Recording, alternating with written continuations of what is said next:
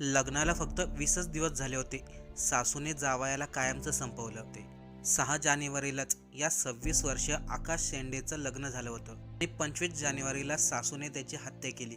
नेमकं काय घडलंय हे आपण सविस्तर पाहू. त्या अगोदर चॅनलवरती नवीन असेल तर सबस्क्राईब करायला विसरू नका. आकाश शेंडे, वय वर्ष 26, हा तरुण भंडारा जिल्ह्यामधील बेटाळा या गावचा रहिवासी. 25 जानेवारीला संध्याकाळी 7च्या दरम्यान आकाश घरामधून बाहेर पडला, पण तो पुन्हा घरी आलाच नाही. गावातील लोकांनी त्याचा रात्रभर शोध घेतला, पण तो कुठेही सापडला नाही. सकाळी पुन्हा त्याचा जेव्हा शोध घेतला तेव्हा आकाशचा मृतदेह सापडला.